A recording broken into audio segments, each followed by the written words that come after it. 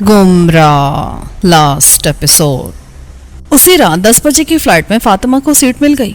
मैं उसे रुखसत करने एयरपोर्ट तक गया था, लेकिन एयरपोर्ट की इमारत के बाहर ही कार में बैठे ही बैठे उसको खुदाफिज कहकर वापस आ गया। कार से उतरकर उसके साथ इमारत के अंदर जाना इसलिए मुनासिब नहीं समझा कि वहाँ बेशुमार निगरां आंखें मेरे अहाता कर सकती थीं, और अगर उनमें से कोई भी मुझे पहचान लेता तो एक हंगामा खड़ा हो जाता और फिर फातिमा किसी मुश्किल में गिरफ्तार हो जाती। उसे रुखसत करके मैं आहू की हवेली में वापस पहुंच गया। फातिमा के जाने के बाद मेरे सर से एक बड़ा बोझ उतर गया था। उसकी वजह से मुझे जो फैसला करने में दुश्वारी पेश आ रही थी, अब उसमें आसानी हो गई थी। पहले मेरा ख्याल था कि मैं सैन फ्रांसिस्को से रवाना होने से पहले उससे शादी करने का जो वादा कर चुका था वो अब तक उस पर संजीदगी के साथ कायम होगी। हालांकि साफ जाहिर है उस वक्त के हालात के तहत मैंने उसे शीशे में उतारने के लिए उससे झूठ बोला था, लेकिन बाद में जो हक़ाइक़ सामने आए थे उसके बाद मैं उसके सिलसिले में संजीदा हो गया था। खुद उसने भी अपने किसी भी अंदाज से किसी भी मौके पर यह जाहिर नहीं होने दिया था कि वो इस मसले पर संजीदा नहीं है। ऐसे में उसे मायूस करने को मैं खुद को तैयार नहीं कर पा रहा था। सरवरी ने मुझसे मिलकर मस्तनद आरा के बारे में बात ना की होती और मुझ पर जोर ना डाला होता तो शायद मैं फातिमा को इस तरह ना जाने देता।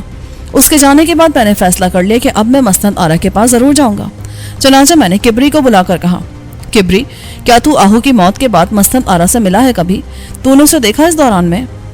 हाँ जी सरदार साहब, आहू साहब की मौत के बाद मैं ही खानम के बच्चे को लेकर उनके पास गया था। फिर मुकदमे के दौरान मस्तनद बीबी हर पेशी पर यहाँ आती रही हैं। मगर सरदार साहब, सच पूछें तो वो मस्तनद आरा बीबी जो कभी आहू साहब के घर में आपसे मिला करती थी, वो मैंने एक अरसे से नहीं देखी। उनकी वो हिरनी जैसी चाल, वो बात बात पर खिलखिलाना, बहाने बहाने कहकहे लगाना, वो तो सब कुछ जैसे ख्वाब हो गए जी, जो उसके बाद कभी दिखाई नहीं दिया। अब तो वो बुझी बुझी अफसरदा सी किसी बेजान मुजस्समे की तरह दिखाई पड़ती हैं। तेरी खानम ने कहा है कि मैं मस्तनद आरा के पास जाकर उससे शादी कर लूं। तेरा क्या ख्याल है किबरी, वो मेरे साथ शादी कर लेगी क्या? क्यों नहीं करेगी जनाब, वो तो आपसे पहले भी छुप छुप कर मिला करती थी। वो तो बड़ी खुशी से राजी हो जाएगी सरकार। तुझे पता है कि मैंने आहू के कहने से उसके बाप हादी अली को कत्ल कर दिया था, और ये बात मसनद भी जानती है। क्या ये जानने के बावजूद वो मुझसे शादी करने पर राजी हो जाएगी? हाँ जी, ये बात तो है, मगर जब खानम कहती है तो उसकी भी कोई वजह जरूर होगी। शायद उसने राजी कर लिया हो मस्तनद बीबी को। आप वहां जाकर देखें तो सही, शायद खानम ठीक ही कहती हो। फिर उसे झूठ बोलने की जरूरत भी क्या है? हाँ यार, कहता तो तू ठीक ही है। चलो ये भी करके देख लेता हूँ मैं, एक बार उससे मिल लेने में कोई हर्ज नहीं है। सुबह मैंने नाश्ते से फारिग होते ही गाड़ी निकाली और अकबर कोट की तरफ रवाना हो गया। अकबर कोट में दाखिल होने से पहले ही हादी अली की आलीशान हवेली दिखाई देने लगती थी। हालांकि अब वहाँ जालिम व जाबिर हादी अली के बजाय नर्म नाजुक, रहमदिल, मेहरबान मस्तनद आरा रहती थी, जो उस इलाके की जागीरदारनी कम और गरीब हारियों की बहन ज्यादा मालूम होती थी। वो उनके साथ हमेशा मेहरबानी से पेश आती थी, लेकिन लोगों के दिलों में हादी अली के जमाने का खौफ अब तक बैठा था। जिन्होंने हादी अली के मजालिम देखे थे वो अब भी उस हवेली के दरो दीवार से खौफजदा रहते थे। मस्तनद आरा का वो बेहद एहतराम करते थे, उनके सीने उसकी मोहब्बत से भरे हुए थे। यही वजह थी कि जहां उधर से गुजरते हुए फरत अकीदत से उनकी नजरें झुक जाया करती थीं, वहीं हादी अली के जुल्म का तसव्वुर करके उनके दिल कांप उठते थे। मेरी कार उस हवेली के बुलंदो बाला दरवाजे के सामने पहुंची तो फौरन एक तंदुरुस्त तवाना अधेड़ उम्र शख्स मेरी कार के सामने आ गया। उसे देखकर मुझे कार हवेली के दरवाजे से उधर ही रोक लेना पड़ी। वो मेरे करीब आकर झुककर मेरा जायजा लेते हुए बोला, किधर चले हो बाऊ, किधर नाल मुलाकात करना चाहते हो? कुछ सानू भी तो दसो बादशाह, असा इधर किस वास्ते खलोते दें। उसका लहजा बहुत ही अक्खड़ और तज़हीक आमेज था। बोलने के अंदाज से साफ जाहिर था कि उसकी जुबान पंजाबी नहीं है, मगर वो पंजाबी बोलने की कोशिश जरूर कर रहा था। मैंने उससे बहुत ही नर्म लहजे में कहा, तुम कौन हो और यहाँ किसने खड़ा किया है तुम्हें? मैं कौन? वाह मेरे सोने बादशाह, बड़ी अजीब गल की है। अजी मैं मुहाफिज उस हवेली दा, अफजल खान ना है मेरा। साड़ी इजाजत दे बगैर तो परिंदा भी पर नहीं मार सकता हवेली दे विच। हो तुसी दसो कौन हो तुसी, किधर से आए हो, किस दे नाल मिलना चाहते हो? मालकिन दा हुक्म है, शनाख्त कराए बगैर कोई अंदर नहीं जा सकता। चंगा जी अफजल खान साहब, खैर तुसा अपनी मालकिन नू दसो जाकर कि गुलाम जिलानी आया है लाहौर से।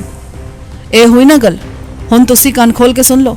मालकिन दा हुक्म है, लाहौर से जो आदमी आए उसको अंदर ना आने दो, भले वो गवर्नर दा पुत्र ही क्यों ना होवे। तुसा तो गवर्नर दे पुत्र नहीं लगते। तुम अपनी मालकिन से जाकर कहो तो कि गुलाम जिलानी तुमसे मिलने आया है। अगर वो नहीं मिलना चाहेगी तो मैं वापस चला जाऊंगा। ना जी ना, मैं कोई ऐसा बेवकूफ नहीं हूँ। मालकिन दा हुक्म है, एक मिनट भी गेट छोड़ के ना जाओ। बस फिरते मैं अंदर जा ही नहीं सकता। अंदर जान दी तो मैंने इजाजत ही नहीं है। वो मुझसे उलझ ही रहा था कि मैंने हवेली के खुले हुए दरवाजे से एक 16-17 साल लड़की को बाहर निकलकर अपनी कार की तरफ बढ़ते देखा। वो कार के करीब आकर बोली, ए वद्दू, कौन है इस गाड़ी में? उसकी आवाज सुनकर अधेड़ उम्र दरबान तेजी से पलटकर बोला, ओए रज्जो, तू मानती नहीं है? मैंने कितनी बारी मना किया तुझको, सानू वद्दू ना आख्या कर। ओए सोड़िए, साडे नाल मखौल ना किया कर। وہ اس کی طرف دھیان دیے بغیر میری گاڑی کے پاس آ کر کھڑکی میں جھک گئی اور اپنی گول گول آنکھیں نچاتے ہوئے بولی، کی گل ہے باؤ؟ میں تیری مالکن سے ملنے آیا ہوں لاہور سے، اس کو بتا دے جا کر، بس اتنی سی بات ہے۔ پر مالکن تو کسی سے بھی نہیں ملتی، تو بیکار اتنی دور تک آیا۔ پھر ایک لمحے چپ ہو کر وہ کچھ سوچنے کے بعد بولی، کی نام ہے تیرا باؤ؟ زیلانی۔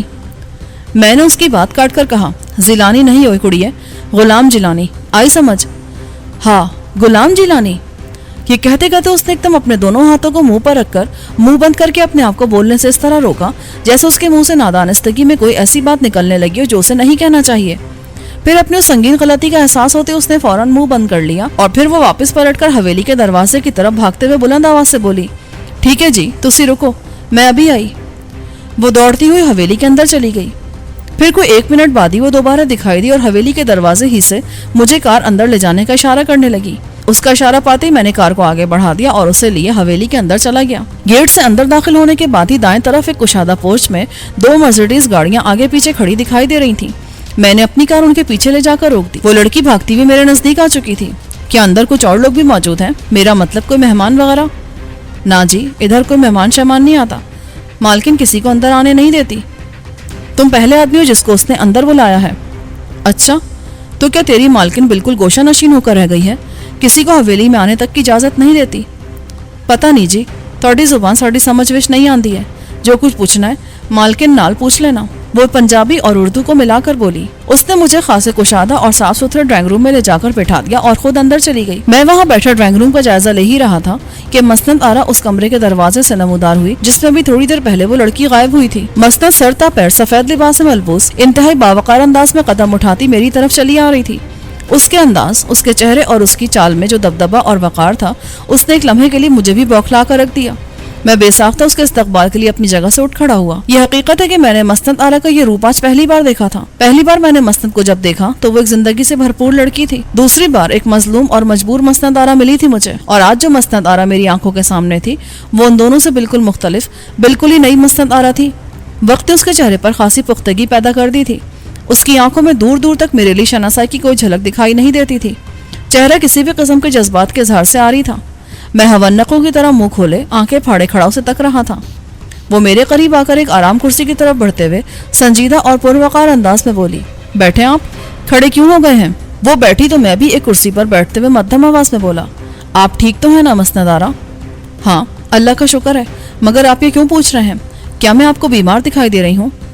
نہیں، اللہ نہ کرے جو آپ بیمار ہو، میں نے تو اس لیے پوچھا کہ آج آپ ضرورت سے کچھ زیادہ سنجیدہ دکھائی دے رہی ہیں۔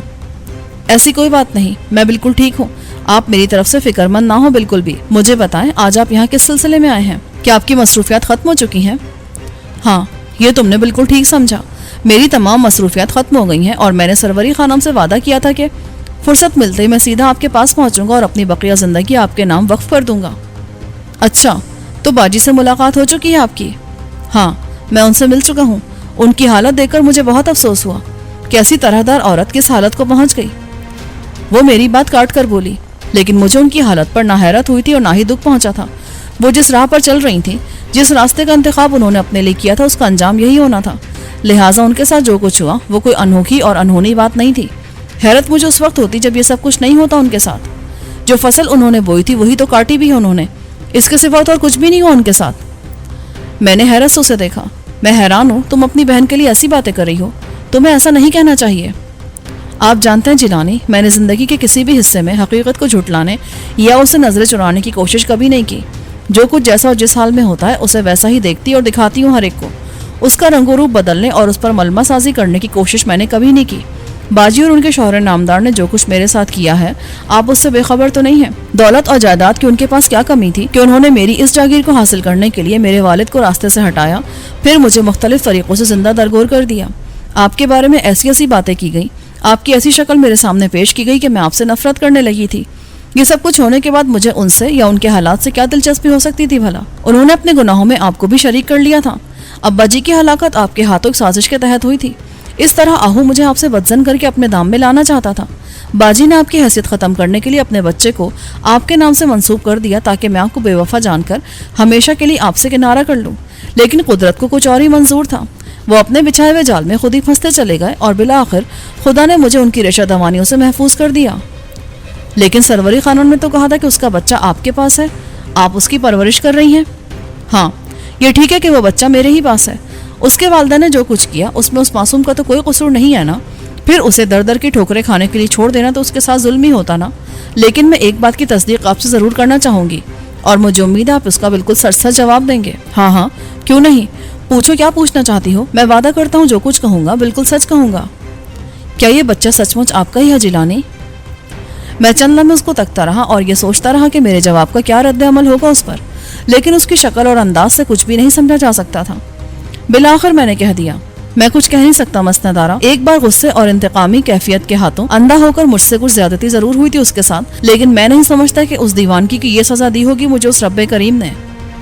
اچھا، اس نے میری بات سن کر ایک ٹھنڈی سانس لے کے گردن جھکا لی اور چند لمحے سوچتے رہنے کے بعد بولی، خیر چھوڑیں اس قصے کو، جو کچھ بھی ہو، بچہ آپ کا ہو یا آہو کا، قصوروار وہ تو نہیں ہے، لہٰذا ان کی سزا اس کو نہیں ملنا چاہیے۔ اب آپ مجھے بتائیں آپ کیا چاہتے ہیں، کیا فیصلہ کر کے آئے ہیں آپ یہاں؟ مسند آرا، میں آج بھی تمہیں اسی طرح اسی قدر چاہتا ہوں، میرے دل میں تمہارا مقام اب بھی وہی ہے جو پہلی ملاقات کے وقت تھا، لہٰذا آج میں تم سے اپنا کیا ہوا وعدہ پورا کرنے کی غرض سے آیا ہوں۔ اب میرے سامنے کوئی رکاوٹ، کوئی دشواری نہیں ہے۔ میری وہ بہن آسیہ جس کی خاطر، جس کی خوشیوں کو تاراج ہونے سے بچانے کے لیے میں جہنم میں کود پڑا تھا، وہ اب اس دنیا میں نہیں رہی ہے۔ دھمن اور عالیہ جنہوں نے میرے سینے میں نفرت اور انتقام کا بیج بویا تھا، وہ بھی اپنے انجام کو پہنچ چکے ہیں، لہٰذا میں چاہتا ہوں کہ اپنی بقیہ زندگی تمہارے نام کر دوں، لیکن اس میں تمہاری رضامندی بھی ضروری ہے۔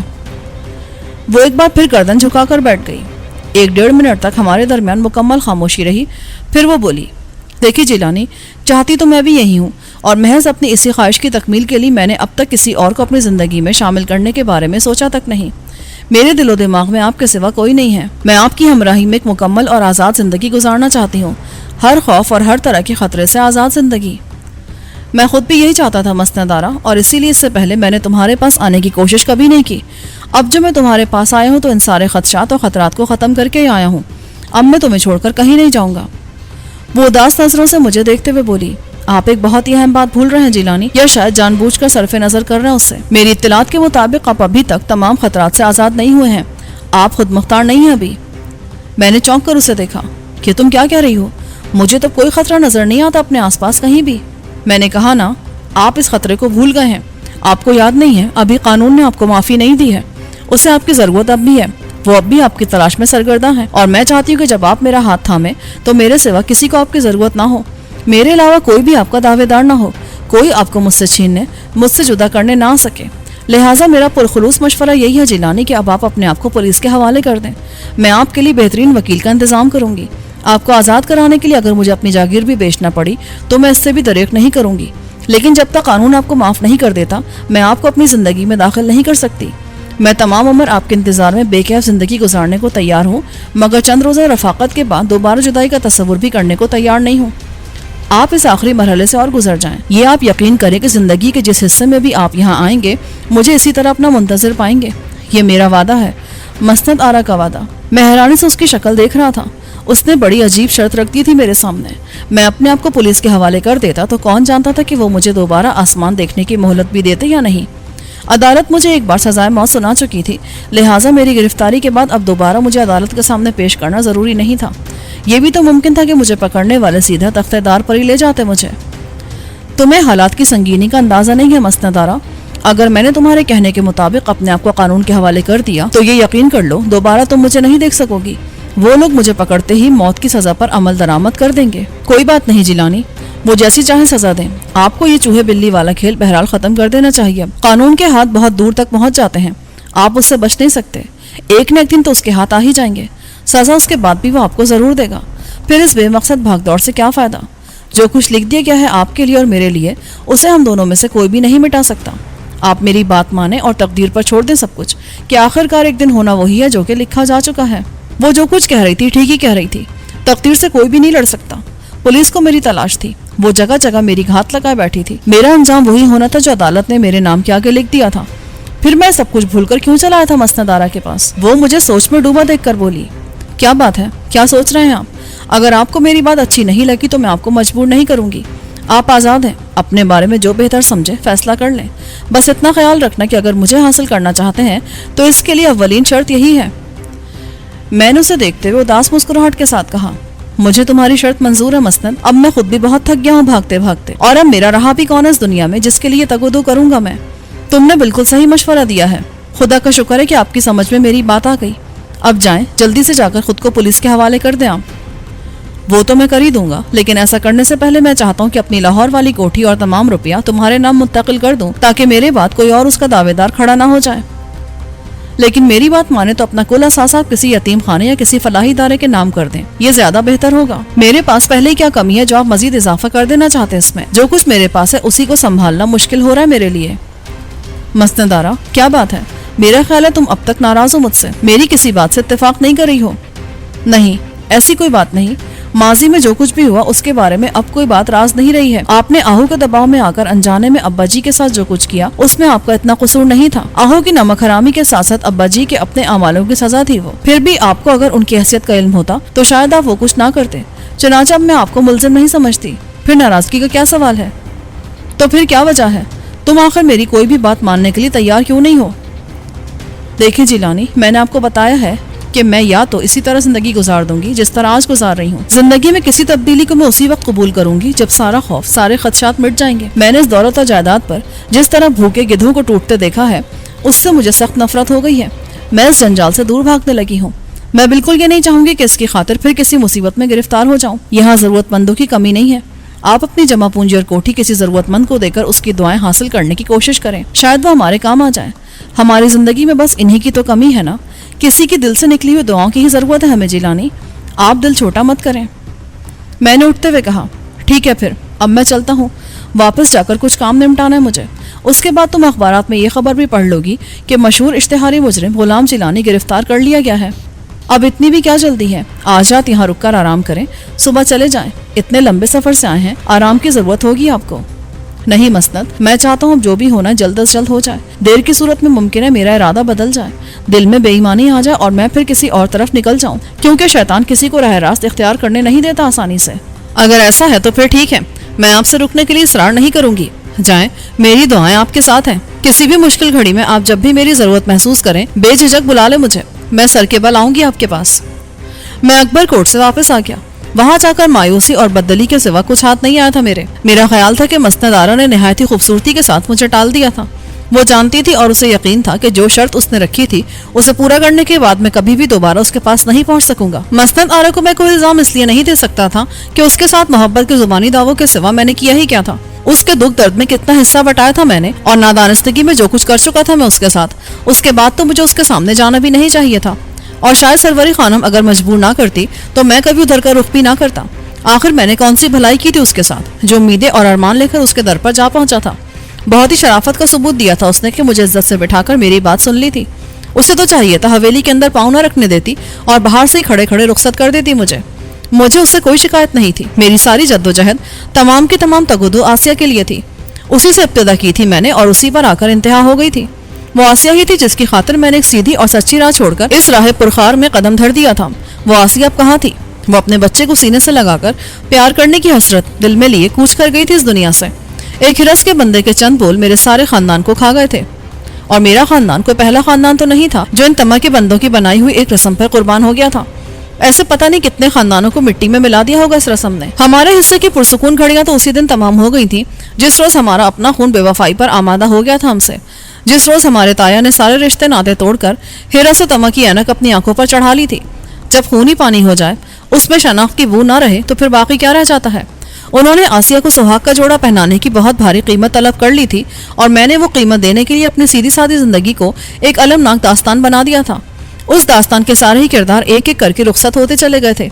آسیہ اپنی ناکام حسرتوں پر ماتم کرنا دنیا سے اٹھ گئی. میرا وہ یار وفادار آبی جو میرے حصے کے دکھ بٹاتا تھا اور قدم قدم پر مجھے جینے کا حوصلہ دیتا تھا اور جس نے دنیا کو جانساری کا صحیح مفہوم سمجھایا تھا اور دوستی, محبت اور خلوص کے معنی سمجھائے تھے, قیامت تک کے لیے مجھ سے بچھڑ گیا تھا. فیروز, شرافت علی, گلزمان اور انور کمال جیسے انسان دوست, وطن دوست, مجاہد, وطن کی سلامتی اور قوم کی آزادی پر قربان ہو چکے تھے. اب میرے پاس اپنی سیاہ بختیوں کے سوا کچھ بھی نہیں رہ گیا تھا. اب نہ میرا کوئی گھر بار تھا, نہ کنبہ, نہ رشتہ دار. میرا کوئی مستقبل نہیں تھا. ایسے میں کسی اور کے مستقبل کی کیا ضمانت دے سکتا تھا؟ میرے لیے اس دنیا میں کیا کشش رہ گئی تھی؟ بس حادثات و سانحات کے عطا کردہ کچھ تجربات تھے. کتنے تلخ تجربات حاصل ہوئے تھے مجھے یہاں، کتنی بار مرا تھا میں، اور کتنی بار زندگی میں نے موت کے منہ میں ہاتھ ڈال کر چھینی تھی، اس کا کوئی حساب نہیں تھا۔ قانون تو بہت پہلے سے ہی مجھ سے زندہ رہنے کا حق چھین چکا تھا، اور اسے میری تلاش تھی تختہ دار پر لٹکانے کے لیے۔ میں قانون سے بچنے کے لیے اس سے بھاگتا پھر رہا تھا، اپنی جان بچاتا پھر رہا تھا، اور اب مجھ میں مزید ہمت نہیں رہی تھی بھاگنے کی۔ میں تھک کر چور ہو چکا تھا۔ کتنا طویل عرصہ ہو گیا تھا مجھے قانون کے ساتھ آنکھ مچولی کا یہ کھیل کھیلتے ہوئے۔ میرے پاؤں شل ہو چکے تھے اور قدم بری طرح لڑکھڑانے لگے تھے۔ اس سے پہلے کہ میں تھک کر گر جاتا اور فرصت کے سارے لمحے ختم ہو جاتے، میں باقی رہ جانے والا کام بھی نمٹا لینا چاہتا تھا۔ چنانچہ میں نے اپنا سب کچھ فردوسی بیگم کو سونپ دینے کا فیصلہ کر لیا۔ اس خلوص و وفا کی بندی نے جس محبت اور بلوسی کے ساتھ ہماری خدمت کی تھی، اس کا کچھ نہ کچھ صلہ تو ملنا چاہیے تھا اسے، حالانکہ اس نے اپنی آنکھوں میں بڑے سپنے سجا رکھے تھے۔ مجھے اپنے تصور میں اپنے ساتھ پتہ نہیں کس کے زاویے سے بٹھا کر دیکھا کرتی تھی وہ۔ اس کی آنکھیں اپنے چھوٹے سے فلیٹ کے دروازے پر لگی رہتی ہوں گی، اور اس کے کان اس دروازے کے باہر ابھرنے والی ہر آہٹ پر لگے رہتے ہوں گے، یہ جانتے ہوئے بھی کہ فرشتہ اجل ہر دم میرے ساتھ لگا رہتا ہے۔ میری جھولی میں انگاروں کے سوا کچھ نہیں ہے اس کے لیے، میری میت میں وہ سکون و عافیت کا ایک لمحہ بھی نہیں گزار سکتی۔ میں نے ایک وکیل کی خدمات حاصل کر کے مختلف بینکوں میں ہاشم خان اور سردار کریم نواز کے نام سے جمع شدہ تقریباً 1.5 کروڑ روپیہ اور گلبرگ کی کوٹھی فردوسی بیگم کے نام منتقل کر کے اس کے سارے کاغذات کراچی میں فردوسی کو بھیج دیے۔ ماں جی کے بارے میں اس کو تاکید کر دی کہ وہ کوشش کر کے ان کی سکونت کا انتظام سعودی عرب میں ہی کروا دے، اور اگر ایسا نہ ہو سکے تو انہیں کراچی میں اپنے پاس ہی رکھ لے۔ میں نے اسے ٹیلی فون پر اس لیے بات نہیں کی کہ اب مجھ میں اس سے براہ راست گفتگو کا حوصلہ نہیں تھا، اس کے سوالوں کو سننے اور ان کے جواب دینے کی طاقت نہیں تھی۔ اس کام سے فارغ ہونے کے بعد میں نے کبری سے کہا، یار کبری، ذرا تھانے کو فون کر کے ڈیوٹی پر موجود ایس ایچ او یا اے ایس آئی کو میرے بارے میں اطلاع دے دے کہ میں یہاں موجود ہوں، بلکہ یوں کر کے کسی بہت بڑے افسر کو فون کر دے تاکہ میری گرفتاری پر جو 50,000 روپے کا انعام رکھا گیا ہے وہ تجھے مل جائے، تاکہ تو اپنے بقیہ زندگی سکون کے ساتھ گزار سکے۔ جلدی کر، ایسا نہ ہو کہ میں اپنا ارادہ تبدیل کر دوں تو تجھے 50,000 کا نقصان ہو جائے گا۔ کبری حیرت سے منہ پھاڑ کر مجھے تکتا رہا، پھر بولا، سردار صاحب کیوں مخول کر رہے ہیں آپ؟ میں تو ایسی نمک حرامی کے بارے میں سوچ بھی نہیں سکتا کبھی۔ کسی نے آپ کو میرے بارے میں بھڑکانے کی کوشش کی ہے شاید۔ اوئے کیا بکتا ہے، مجھے بھڑکانے کی کوشش کوئی کیوں کرے گا؟ میں جو کہہ رہا ہوں ویسا ہی کر، چل اٹھ جا جلدی سے۔ مگر سردار صاحب ایسا کیوں کروں گا جی، میں کیا ضرورت ہے؟ میں نے اس کی بات کاٹ کر اسے ڈانٹتے ہوئے کہا، اوئے کبری کے بچے، بکواس نہ کر، جو کہہ رہا ہوں ویسا ہی کر بس۔ وہ عجیب ششوپنج میں مبتلا تھا، حیرت اور خوف کے ملے جلے انداز سے مجھے دیکھتے ہوئے کبھی ٹیلی فون کی طرف ہاتھ بڑھاتا اور کبھی واپس کھینچ لیتا۔ بالآخر میرے ڈرانے دھمکانے سے مجبور ہو کر اس نے ایک اعلیٰ افسر کو فون کر ہی دیا۔ اس کے ٹیلی فون کرنے کے 15 منٹ کے اندر اندر ہی پولیس کے مسلح دستوں نے آہو کی حویلی کو گھیرے میں لے کر مجھے یوں گرفتار کر لیا جیسے یہ کوئی بہت ہی بڑا کارنامہ سر انجام دیا ہو انہوں نے۔ دوسرے روز صبح کے اخبارات پولیس کے اس عظیم و شان کارنامے سے بھرے پڑے تھے، مگر حیرت کی بات یہ تھی کہ اس میں کہیں بھی کبری کا نام تک نہ تھا، سارا کریڈٹ پولیس نے اپنے کھاتے میں ڈال لیا تھا۔ میری داستان کا یہ المناک باب ختم ہوا۔ قانون مجھے جو چاہے سزا دے، مجھے اب اس کی بالکل بھی کوئی پرواہ نہیں ہے۔ میں کون ہوں، کیا ہوں اور کن حالات میں کیا کچھ کرتا رہا ہوں، اپنی زندگی کے سیاہ دور کا ایک ایک لمحہ، ایک ایک پل میں نے آپ کے سامنے رکھ دیا ہے۔ عدالت کے فیصلے سے قطع نظر آپ کا فیصلہ کیا ہے، مجھے اس سے بھی کوئی دلچسپی نہیں ہے۔ میرا مقصد تو آپ کو صرف یہ بتانا تھا کہ ہمارے ہاں لڑکیوں کے رشتے طے کرنے کے لیے جہیز اور نقد رقم کی صورت میں لڑکوں کی قیمت طلب کرنے کا جو رجحان روز بروز بڑھتا اور پھیلتا جا رہا ہے، اس کے نتائج سے اپنے ہم وطنوں کو آگاہ کر کے یہ سمجھاؤں کہ اس سنگدلانہ رسم کی وجہ سے خاندانوں پر کیسی کیسی افطار ٹوٹ رہی ہیں، بھرے پورے گھر کس طرح برباد ہو رہے ہیں۔ کبھی اس بارے میں بھی سوچنے کی زحمت کر لیا کریں۔ انداز بیاں گرچہ میرا شوق نہیں ہے، شاید کہ تیرے دل میں اتر جائے میری بات۔